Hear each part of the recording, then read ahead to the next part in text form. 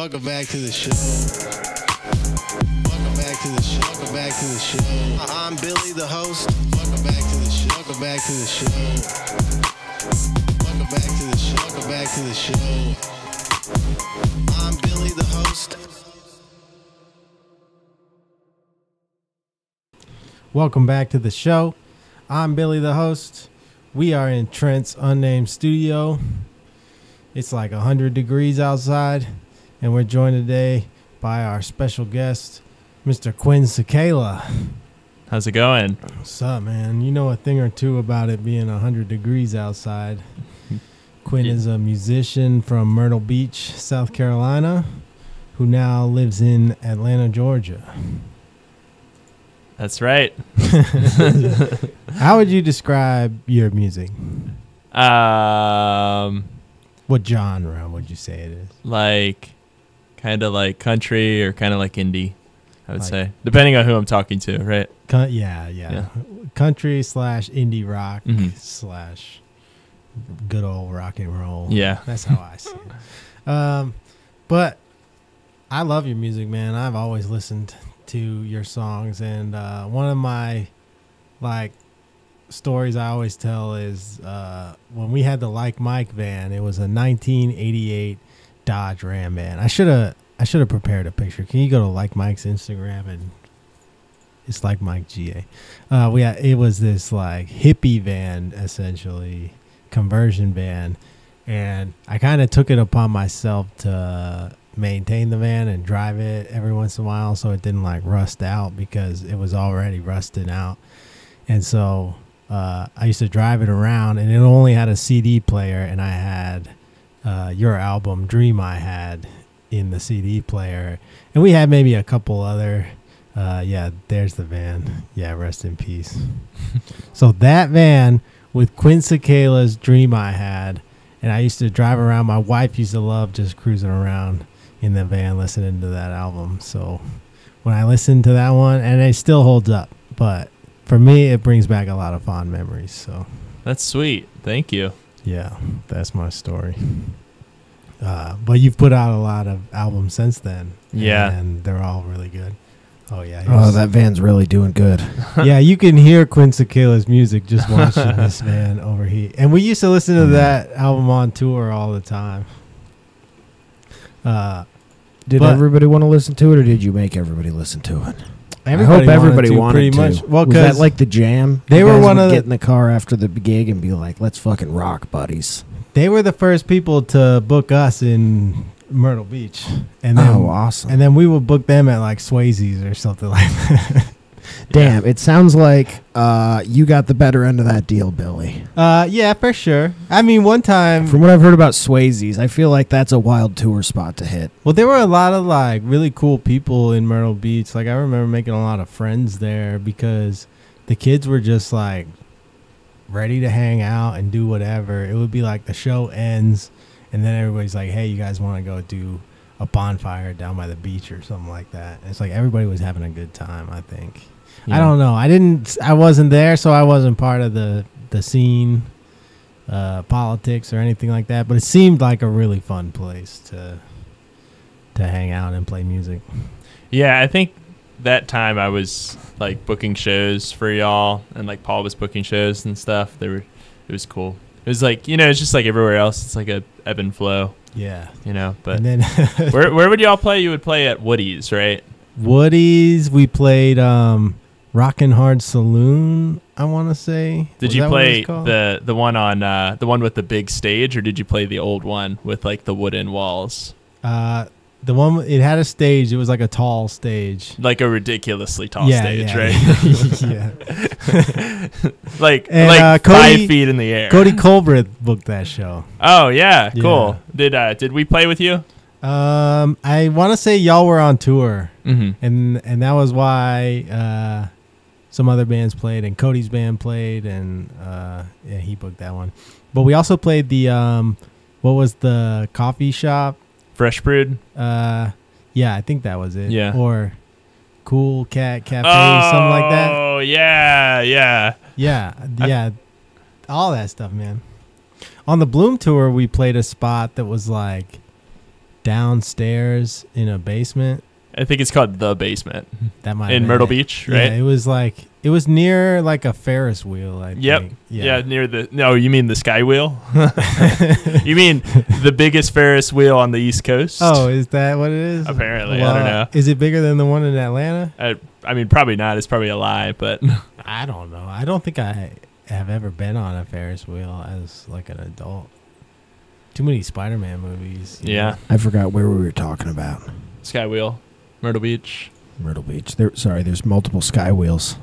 Yeah, I feel like Atlanta would totally Let's just build see a this bigger thing. one because Atlanta's is newer. I know that, hmm and I feel like they would build it bigger just to be like, "What's up?"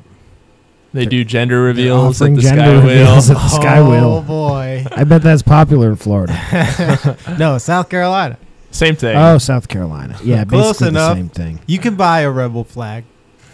Yeah, there's a Rebel Flag store. Yeah, all they sell is rebel flag, rebel flags, rebel flag mugs, rebel flag hats, rebel flag bikinis. There's a Trump store. I'm pretty sure. Is that from like South Park? Is that right? Yeah. Yeah. Yeah, but that's a Is- real thing. I've seen those there. Is that like a recent thing? Yeah. Okay, because we moved 2 years ago. So Okay. I I think I went there. Well, I went there on the Bloom tour, and that was 2020. mhm. So yeah, I think it was around that time they were popping up. But they have those in Florida too. I think they have them in parts of Georgia. Probably. All just like Trump merchandise, like private owners or whatever. Is it? I just got to the bottom of the Ferris wheel. At So the time, I at- was on. at the time, it was the second biggest. Oh, but that's in North America. He said East Coast. Oh, so- that's true. So east of the Mississippi. Ah. Is it So- still the tallest And- wheel east of the Mississippi? No, that's no. the sixth tallest in the U.S. Damn, it's Wikipedia's really letting us down here. Well, how tall is it? 187 feet. Look up the one in Oh, here we go. Atlanta, because I know that one is There's some other ones that are big similar. old boy. Yeah, let's see what the Atlanta one is. Yeah. We're flexing. But yeah, Is it also called Sky Wheel? the basement in Myrtle Beach. Sky View. Okay. Yeah, that was a cool venue. It's called the basement because it's like the only basement Yeah. because they don't have basements Ah, on a that fucking makes beach sense. town. You Right. know, What happens if you have a basement on the beach? it floods. That's right. They don't have like technology. Does it say how tall? I'm just trying. Yeah, y'all don't have insulation. My dad, my house was on 200. So the Okay. Atlanta is bigger, I knew they would do something like Yeah. that just to be petty. and it's newer too, right? Yeah. Have you been to Mercedes Benz since you moved here? I don't think I have. No. You should go to a soccer game or something. Yeah. That it's like Megatron's butthole, dude. That's insane. It like, I don't know, man. It's too much. Who is that for, really? Who has like an NFL ticket is like $200 or something Mhm. like that? I think for like the cheap seats. I can't get people to pay $10 to come to a show. It's true. You're not Beyonce though. That's true. That is Kanye used to live there. He just like rented the Mercedes-Benz Stadium to be like his house. Yeah, I think. between there and Wyoming, right? Does he live in Wyoming? Yeah. Oh, I don't know if he still lives in Wyoming, but he did a couple years ago. that's my dream, dude. Is to just like make some money and then get a ranch. I want to have a lot of money before I get a ranch, but I'm gonna get like some goats and some chickens and just live the peaceful life. I'm gonna listen to Quinn Cicala's Dream I Had every day while I ride my tractor around. Nice. That's the end goal for me. I think stand-up comedy is the quickest way there. I think, yeah, it definitely is. Yeah, you're dating a stand-up comedian. That's right. So, how have you seen a lot of the Atlanta stand-up comedy community? I've seen them all. Then they've all been in my house. Do you like them, or do you wish they would just like go away and stop being weird. They're great. Most of them, right? I remember when you first came to Atlanta, you would come out to support Shelly, and you would kind of sit up front, and then all the stupid comedians would just mess with you the whole time. Yep. It happened a couple times. Now at this point, like, I know everybody, so yeah, I'm just, But I think now you understand that those people just like, what happens is they have nothing up there. Yeah. And they just see somebody new who they don't recognize, and they're like, I'm going to talk to this guy, and that'll be crowd work, even though they have nothing prepared for crowd work. So we talk about that all the time. We're like, if you don't have like something to talk about, stop asking questions. If you're like, so anybody smoke weed in here? And people are like, yeah, me too. So anybody dating in here? It's like, dude, you didn't have anything for that. You didn't have to ask that question. I guess people prep the crowd work, right? Well, you gotta practice it somewhere, right? But an open mic is not the place to practice it. Yeah. In my opinion. Like, you gotta wait till you gotta write some material, get good as just like a straight guy. And some people are really talented at it. Like, As a straight guy?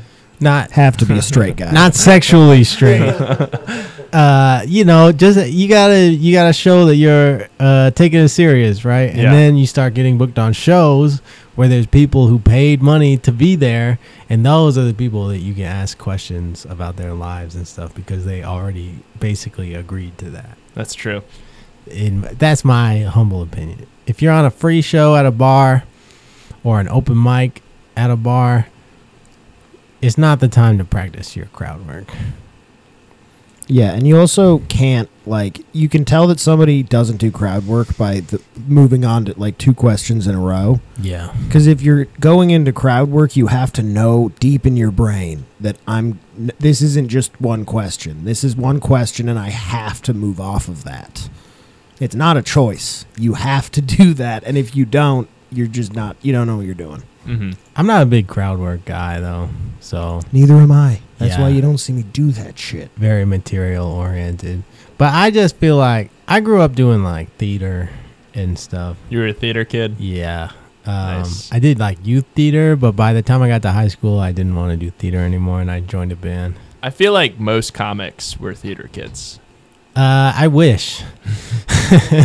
Because they would have some decorum if they weren't. Okay, most good comics. The good were ones, theater kids. I have noticed. I always ask them that too on the podcast. I'm like, I try to get to where it all started, right? How did you learn that being on stage and saying something feels good? I think music helps with comedy a lot too. People who did like, say, marching band or something like that, or even just like the degenerate stuff that we do. It helps you with the timing and the rhythm, right? You can feel when something sounds pleasant to listen to. I always try to lean on that. I always try to work on that. Like, if you don't think the joke is funny, at least I'm not assaulting your senses with something that's like hard to listen to. A lot of comics will yell when they first start. They'll scream something into the mic. And it's like, I just forgot everything you said because my ears are bleeding now. Yeah, and then there's also the one that's like too far away from the mic. You know? The old guy, Yeah. the old head. That's the old head move. You hold the mic down by your dick, and it's like, dude, I don't want to hear your stomach rumbling. I want to hear the joke. And it's usually some old dude who actually has some like well-written material. It may not be like punched up yet, but it's always like they put some thought into this, and then they hold the mic 10 feet away from their mouth, and you can't hear any of it. It's like, oh, come on. I wish I could just go up there and move the hand up. But that would throw them off even worse. Yeah. It is weird, though, like, because you've done solo shows before, right? Do you feel like those are harder to do than a full band set? I think they're different, you know? I mean, with solo, like, I could just, like, go and play right now, you know? And, like, I feel pretty confident in myself, like, ability to play guitar and sing and whatever. And I could do whatever kind of thing that is needed or whatever's appropriate. The band is like you need all that practice beforehand. You're like relying on like 3 or 4 other people to be at the same place They and all shit. have girlfriends and drug addictions. Of course, yeah. So I don't know. I guess it just depends. Well, solo is easier, but band is more fun. Yeah. Okay. Because I've noticed since I started doing stand-up, like, it's way easier for me to, like, schedule my time and really put everything into my work because it's just me. I don't have to rely on other people. You don't even have to bring anything. Yeah. Yeah, that's nice. That's wild to me. You just got to show up. You just roll up. And comics act so entitled, too. I'm, like, looking at some of these young bucks, and I'm like, you've never had to carry an Ampeg 810 up a flight of stairs did you ever a show to just Quinn and his friends. Yeah. Did you ever play the Meat Locker in New Jersey by any chance? I don't think so. Let's see. I bring that up because it was, like, notorious steps down into a basement. We did used to play a place similar in New Jersey, though. It was like a pizza place. In New Jersey? Yeah, and they would have like hardcore shows. I don't think. Yeah, that really narrows it down, Billy. But it did have some like real narrow stairs down into a basement where there was a pizza place. Every Philly basement, right? Yeah. It's just like the worst. We played a sick basement in Pittsburgh, though. Mm-hmm. It was like, but oh man, the streets were so narrow, and we drank a lot that night. And but you could pull right up behind the house, and then you loaded up through the door to the back door, and then down the stairs into the basement. But the stage was like raised above all the people, and it was one of those stone basements, and the stage was like halfway up the wall, and it was sick, dude. Nice. So the people were like down there, and they were all partying and drinking and getting wild. Yeah, not knocking your mic stand or whatever, right? Yeah, hell yeah. Yeah, the Pittsburgh basement, the Philly basement. Although I played in Philly. Did you ever play Creep Records? I don't think so. That place was super cool. It was in one of those like multi-function apartment buildings, and it was a record store, a smoke shop, and a venue. And the venue was just like off to the side. And I seen that venue on a bunch of like videos of comedians or like bigger bands playing and stuff. So you played Fest in Florida. Yeah, How, played it a few times. well, how was that? Was that fun? It's so fun. Yeah. It was great, like especially like when I was like more connected in like the DIY community and everything. Yeah. Like it was just like you walk down the street and like you see a friend, you know, from somewhere else in the country and stuff, and a good mix of. I mean, I never really gravitated towards like punk music in general that much. Right. But it was a good mix of like really popular bands and like your friends' bands. Right. Yeah. So.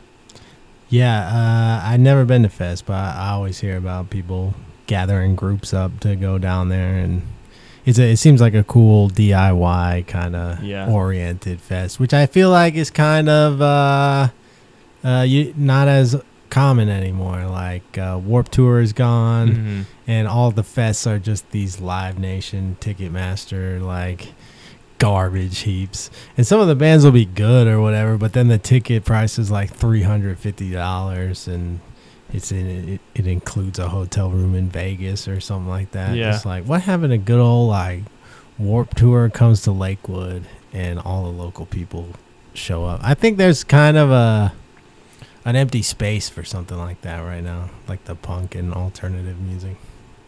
Yeah. I wonder if it's just like just doesn't make money or something, right? I'm sure. Just like everything else. Because right? Isn't it weird how like all the popular bands from like the scenes we used to hang out in are like, I don't know if you still hang out in these scenes, but you remember like because you say you weren't into like punk music that much, but you know of probably a lot of the hardcore bands and the pop punk bands and because it's just like everybody's there. I forgot what I was talking about, but like the bands like Falling in Reverse or Escape the Fate or something like that, Pierce the Veil, they're not on the radio. Tour bands, yeah. Yeah, well, I always wonder like why don't they play these bands on the radio? They must be missing out on some market, because if you go watch the story so far at a show, it's like sold out. Yeah, 500 people. So it's like why are we still playing Imagine Dragons? I guess Imagine Dragons is playing the Mercedes-Benz Stadium. And that's the difference between those two bands. That's probably true. But aren't they only playing that because they're on the radio or something? I don't know. I don't know. They talk to the right people, and now the right people know who they are. Whatever. Yeah. I feel like if you put these people up, then not only do you get a better quality product, but you help elevate them to the next level, which in turn legitimizes your organization, right? Have you ever met a fan of Imagine Dragons? Never in my life. I don't think I've met plenty of people who just like give them the Nickelback treatment, right? Yeah. But never somebody who was like, yeah, dude, I'm going to the Imagine Dragons show this weekend. I paid $150 to sit. You know that song Radioactive?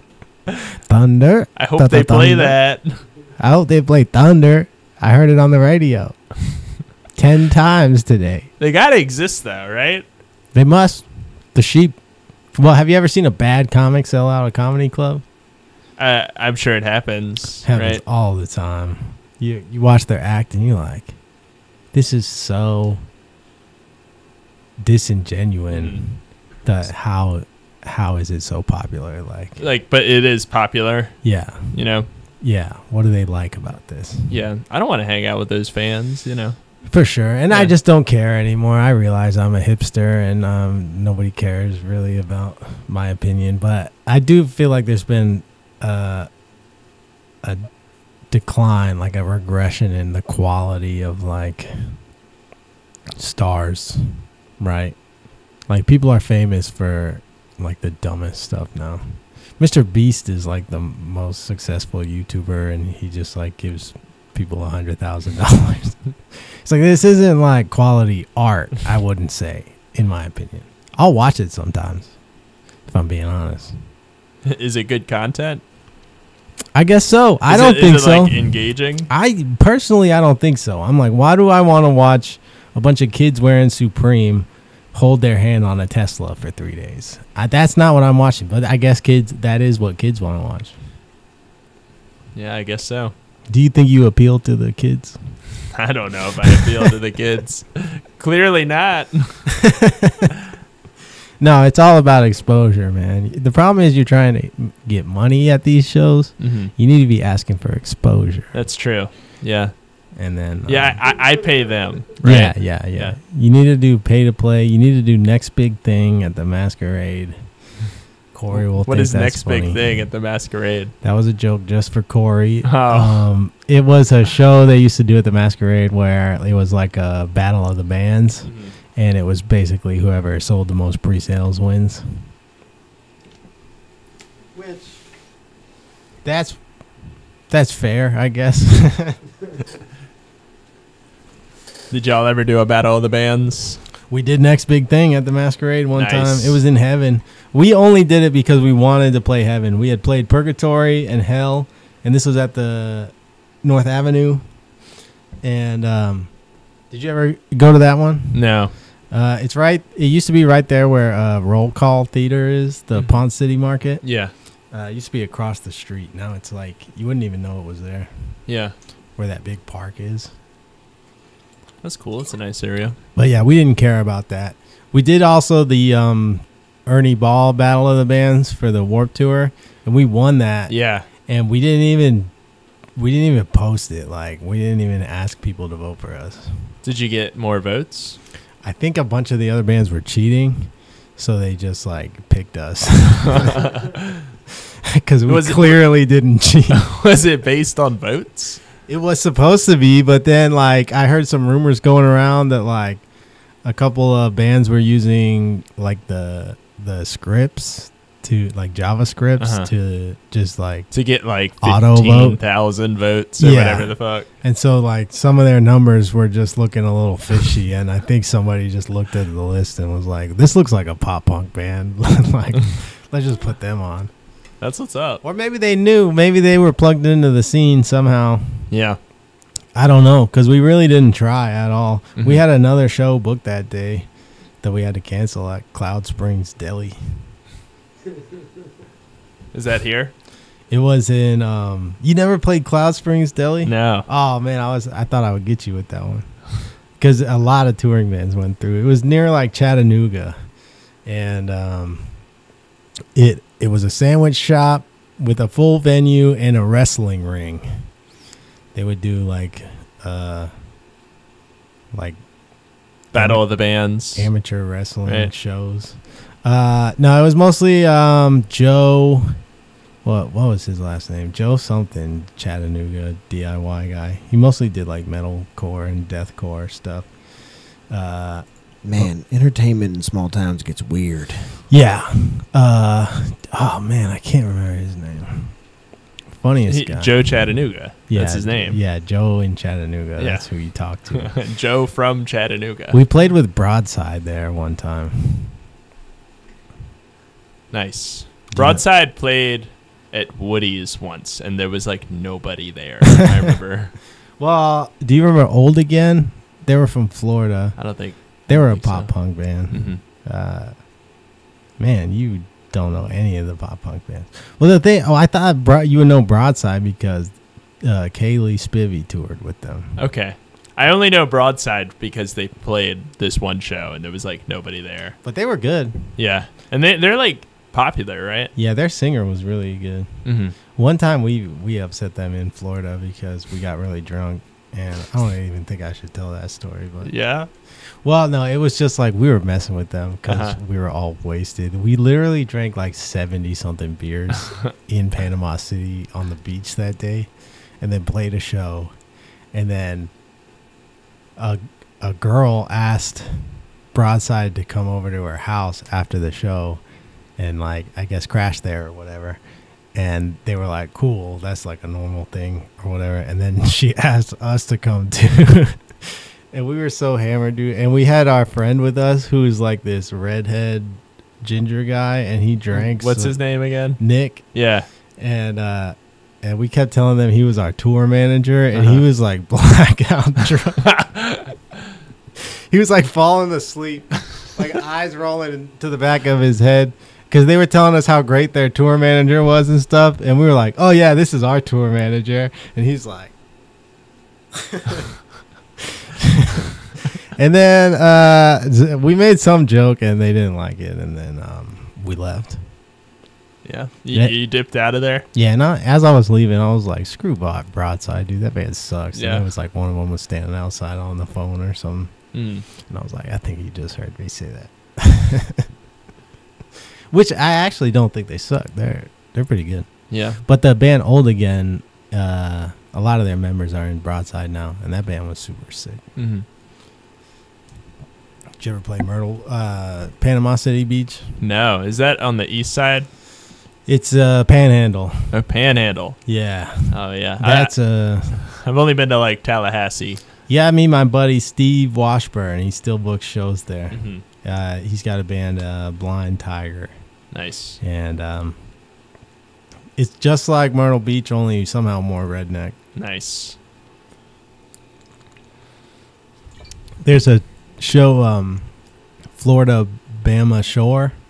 I think that's what it's called. Florida Bama Shore. It's like Jersey Shore, but it's in Panama City. Mm-hmm.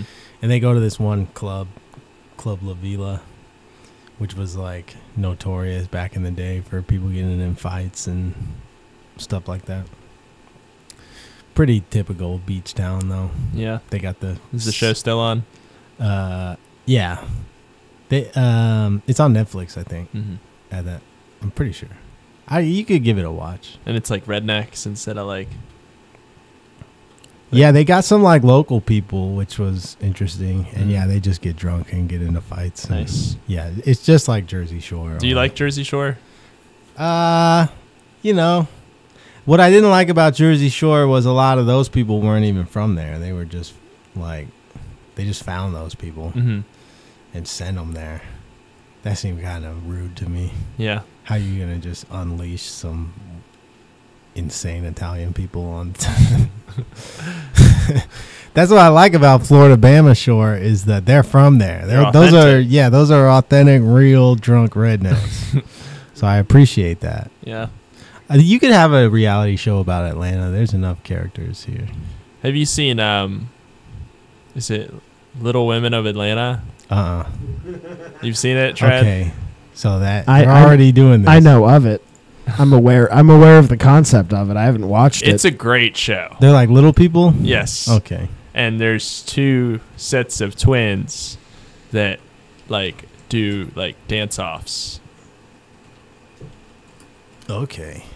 I've been watching Down for Love.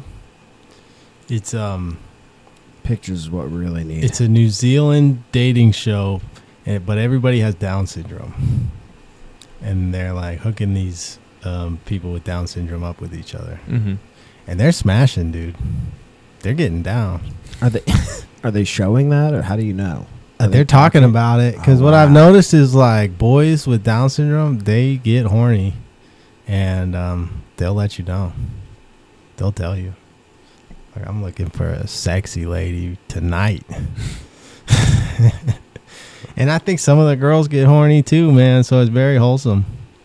Nice. They get together and they smash. And I heard that 2 people.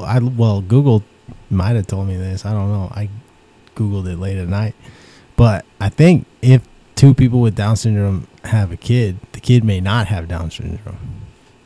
Yeah. It may be any kind of kid. I don't think is Down syndrome genetic. I don't think it is. They I say think it's it's not. I think Yeah, it's just like a miscopy. phenomenon or something. You've been on a lot of tours. You ever seen a UFO or anything like that? Anything No. you can't explain on tour? No, I think two guys were saw Besides, whose house am I in? yeah. Saw like a light once in Texas, but I was like sitting down. I was laying down, so I didn't see it. But they were like, "Whoa!" And I was like, "What?" Did you ever do like the camp out thing? We stayed in a Walmart parking lot a couple of times, for sure. Okay, yeah. And Usually it had something to do with like the van breaking down Yeah. and just being stuck there. You found a lot of places to crash and stuff. Yeah. I Yeah, feel like tried to. comics don't really do the DIY touring thing as much as bands do, Yeah. which is kind of like good. I'm gonna keep it my secret. You Yeah. know? I think it's that comics in general are older. True. And the older you Well, get, the more appealing a hotel room is. that is true. Because you could be any age and be in a band, and the venues, they don't ask questions. The DIY guys don't ask questions. You could be 14 and in a band Yeah. on tour. But like with comedy, you pretty much got to be 21 Yeah. because you're just walking into a bar. You don't have a drum kit or a bass cab. You're Yeah. loading it. If you walk into any bar with a bass cab, they'll just let you go no matter who you are. It's true. It's like, who's this? Oh, I'm the band. Like, there's no band playing tonight. Like, what? Did you play shows like at bars before you turned 21? No, because we had Swayze's, which Mhm. was an all ages venue, and Did you ever like on tour or anything? before 21? Yes. Did you ever have like someone give you a really hard time? Never. I had a fake ID.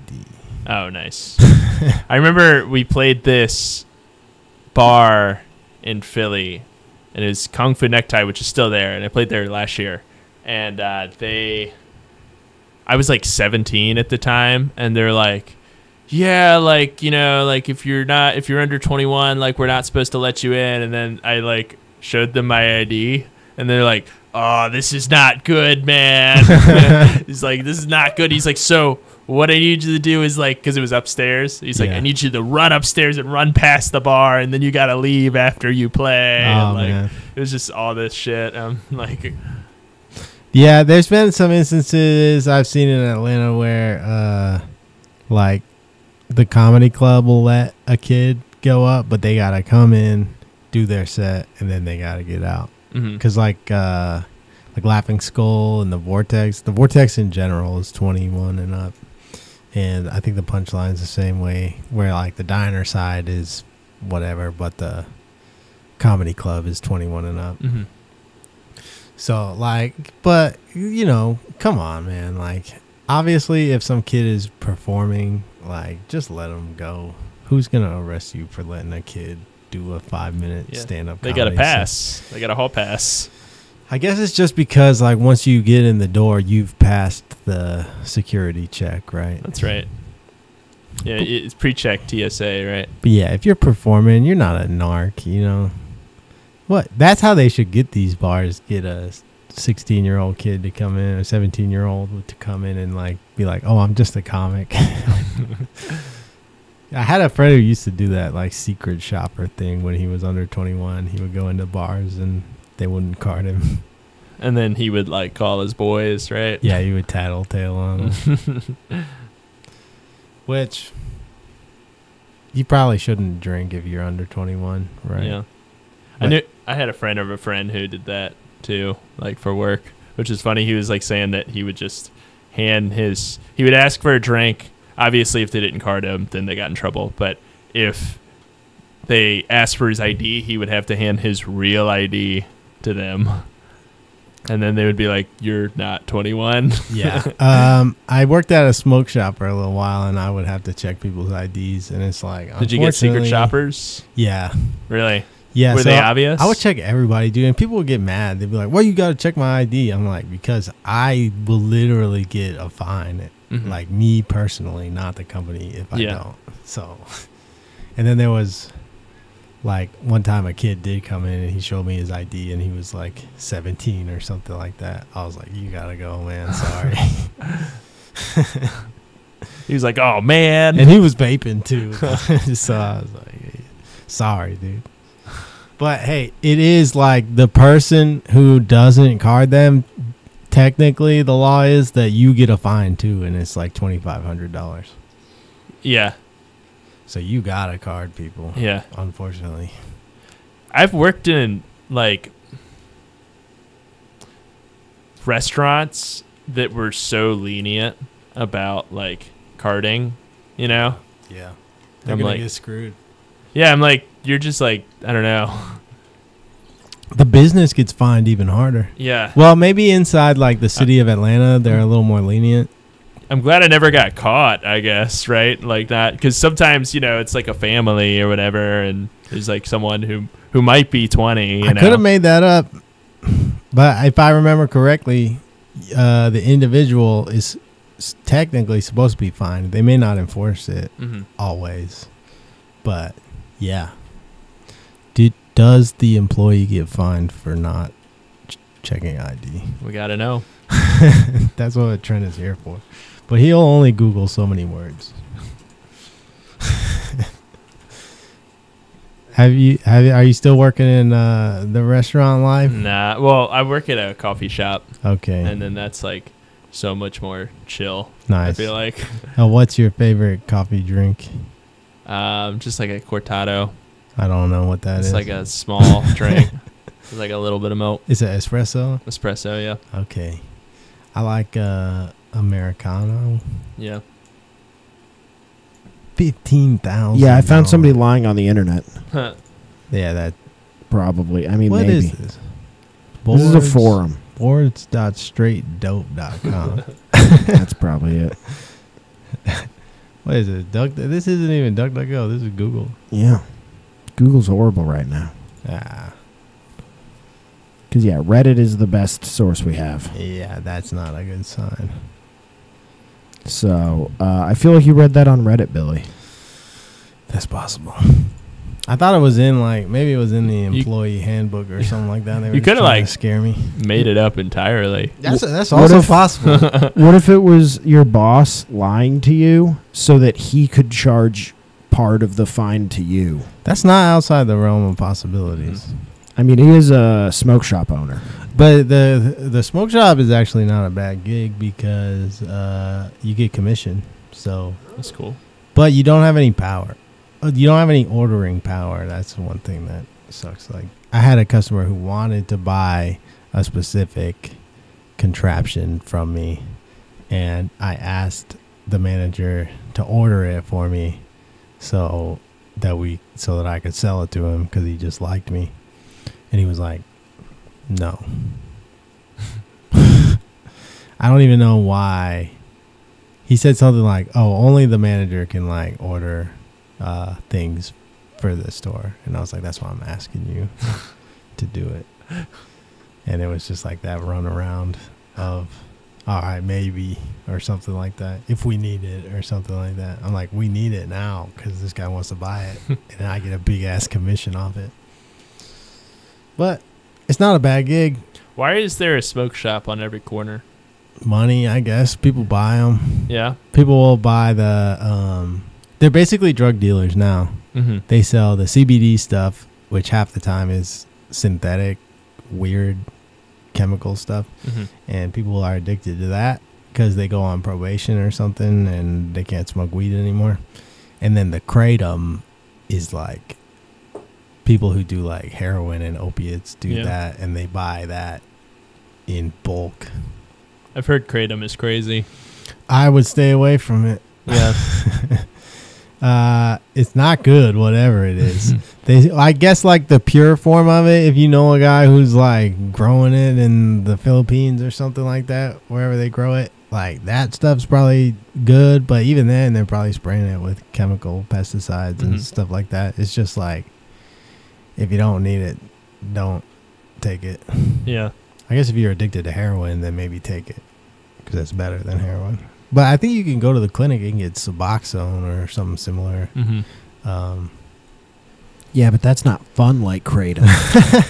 Is kratom better than Suboxone? I've never taken it, but I've done kratom because for a while I did an open mic in Boone, North Carolina. Okay. College town, Yeah. in a kratom bar. Yeah. Because there's not like age restrictions. Dude, I remember North Carolina used to be the kratom capital, man. Yeah. They were going nuts. So I would just do comedy for 15 minutes for 20 just zonked out kids. It was like doing comedy in an opium den. You ever had you like drink a bunch of it, and it's like a heroin thing. Yeah, like you get real sleepy and. It kind of feels like a painkiller. Yeah. If you take a lot of it. But then it makes you feel gross. Also, I noticed like people who do a lot of kratom, they always have mood swings. Mm-hmm. It's not good for you. I want to bring back the opium den, right? Like a nice opium den. I'm gonna open one up when they legalize all drugs. I'm gonna open an opium den. It's just gonna be like Asian hookers, right? And then opium, and I'm allowed to do that because I work for an Asian person. It sounds like you're going the standard route for opium den. I feel like you should mix it up, you know? Okay, any kind of Modernize hooker. it a little. Lots of diversity in the hookers. What if you import lady boys? Okay, now we're talking authenticity. There we go. But I think an opium den would do really well in today's society as a business investment. A lot of people are getting high. So where do people pay? They buy the opium. You buy. It's like like, a Chuck E. hookah. Cheese. So it's like You a pay coffee up front. shop. Yeah, it's kinda. it's like a You hookah lounge. buy it and then you go and do whatever the fuck you want in the corner. Yeah, right? hookah lounge. And then I guess there's like a different room where the hooker blows you or something like that. Maybe. Depends on local regulation. Yeah, you might need to go. The hookers might be the trickiest part of this thing business-wise. But they're essential to the atmosphere. What if you make them strippers? And then that's probably an easier license, you know? But I don't know, man. I don't like strippers because That's pretty rude. They're just nice ladies yeah, going to you're college, Billy. You're right. That is rude. You ever played at a strip club? No. I feel like that's a only comedy thing. They do have comedy shows at strip clubs. How do they go? Not very good. It's not the appropriate place for a comedy show. Yeah. Hey, let's go down to the strip club. I want to laugh.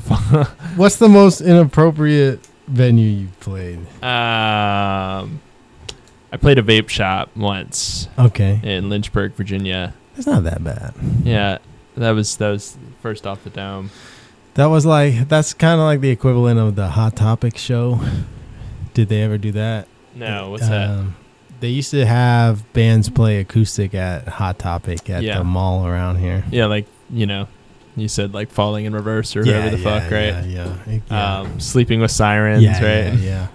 But one of the bands from around here did it. I think even Lee Jennings' band did it one time. Yeah. I don't know which band it was. I think it was Have You Seen My Ghost, Mhm. which was an old band.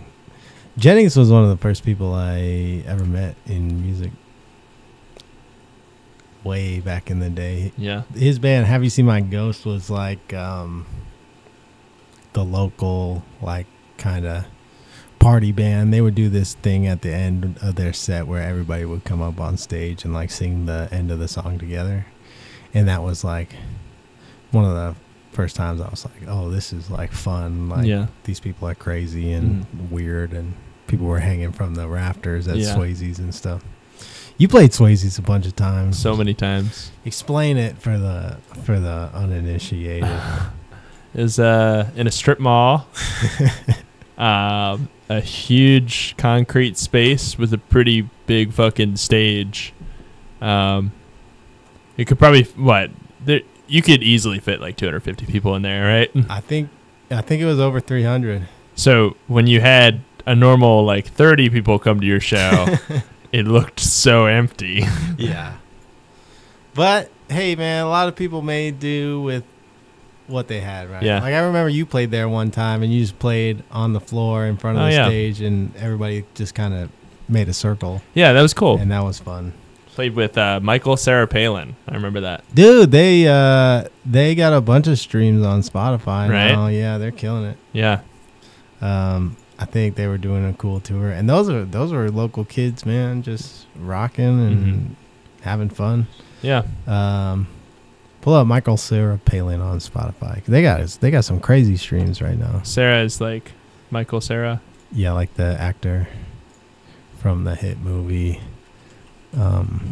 Superbad and Juno, right? Yeah. And probably another one. I'm forgetting. Scott Pilgrim. Yeah, that's the big one. That's what I was trying to think of. Look at that, dude. 8,347,000, and that's a cover. What is it? That's the secret. You got to do a good cover. If it makes you happy. Oh, yeah. Who is that? Great song, Sheryl Crow. Okay, yeah, the Sheryl Crow cover. But then, hey, 3 million on their own song, so Yeah. you can't beat that. Nope. And Trent is watching the Tim Dillon show.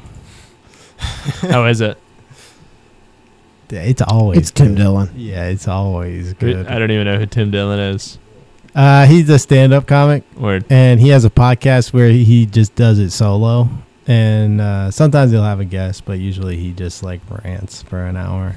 I can't stand the solo podcasts. Well, there's certain ones I like. Like Tim's is funny because it's like he'll touch on all the current events that you want somebody like him to touch on that week. Mhm. And it's like, oh, this crazy thing happened in the news or that crazy thing, and he'll give a take on it that's just like so dark and like cynical that it's like, okay, this is as cynical as you could look at this, which I like.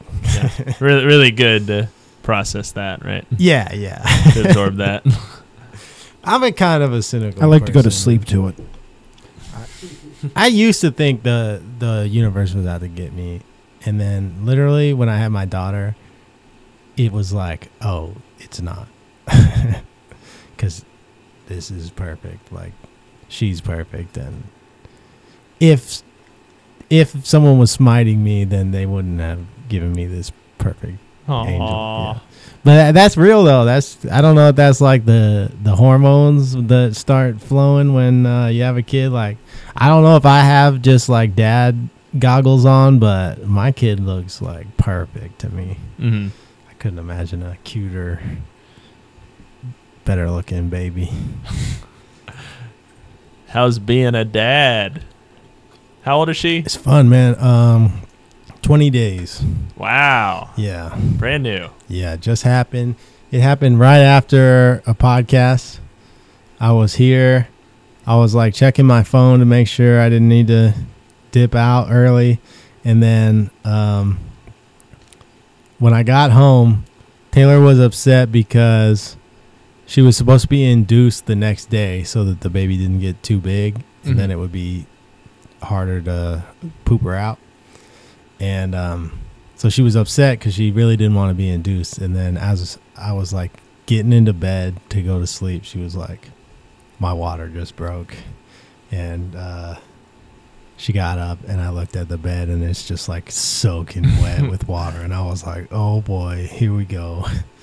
But it's been really fun. Like the rewards outweigh the difficulty of, having to not do things or push things back or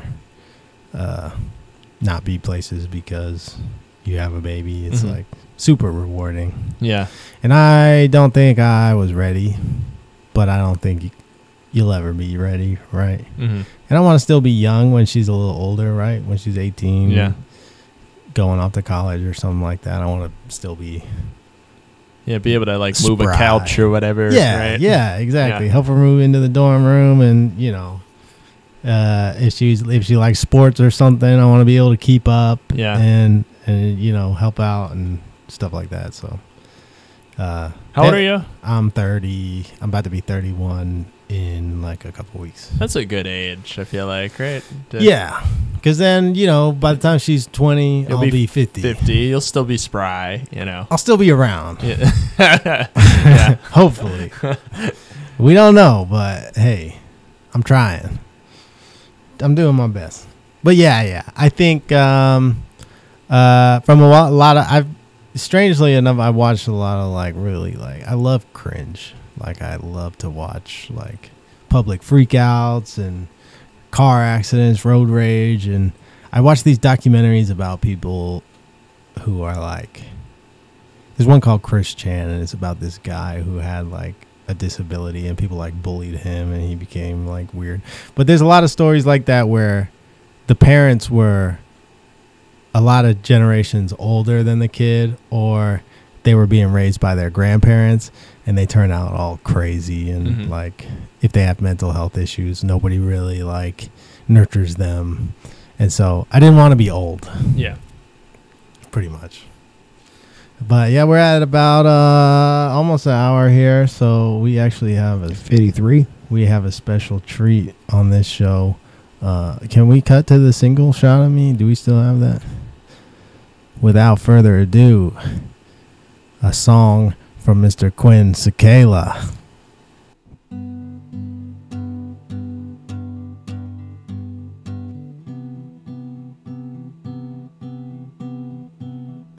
I can play telephone all night long. You're a winner, a man, but you can't be both. He told me on that camping trip.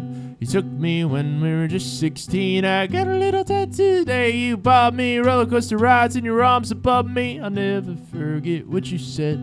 You were so young, baby, you're so young. I bought us 2 tickets on that Coast City bus to heaven. I was late because I stopped the train so I could go to 7-Eleven.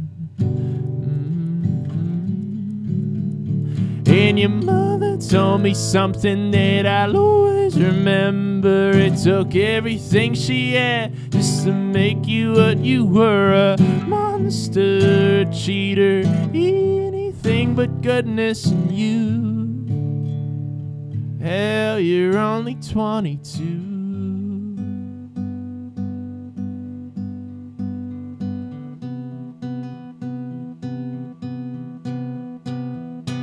I can play telephone all night long. You're a winner or a man, but you can't be both. You told me in that parking lot. You took me when we were just 18. I got a little tattoo today you bought me. Never shed a soul, but still just haunts me. Never forget what you said. You were so young, baby, you're so young. I bought us 2 tickets on that Coast City bus to heaven. I was late because I stopped the train so I could go to 7-Eleven. And your mother told me something that I'll always remember. It took everything she had just to make you what you were. A monster, a cheater, one ugly motherfucker who had anything but goodness and used your 22.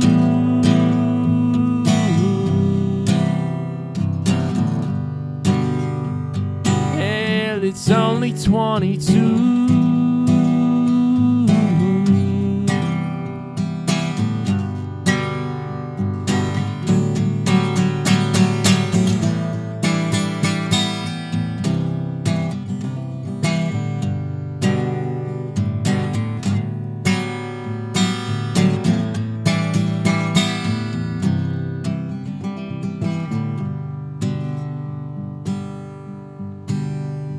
I bought us 2 tickets on that Coast City bus to heaven.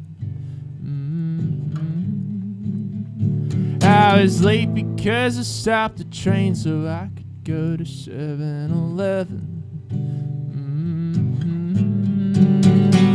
And your mother told me something that I'll always remember. It took everything she had just to make you what you were. A monster, cheater, one ugly motherfucker. And I wanted you to want it.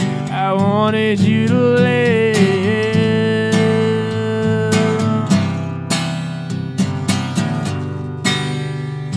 I wanted you to live.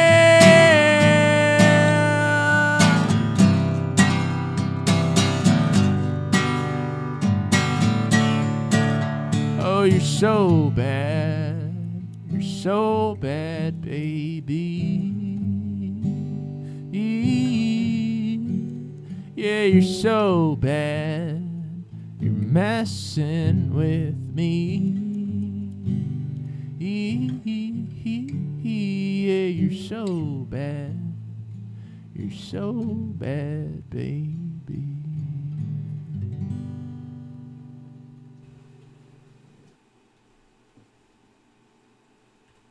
Holy shit.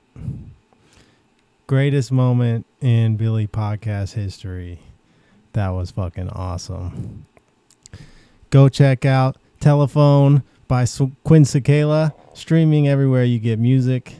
Thanks so much for coming out, man. I really appreciate it. Absolutely. It was great being here. One day that guitar is going to be worth a lot of money on eBay. Hell yeah. I'm going to say Quinn Cicala played this guitar on my podcast. All right, y'all. That's it. Thanks so much. Check it out. Peace.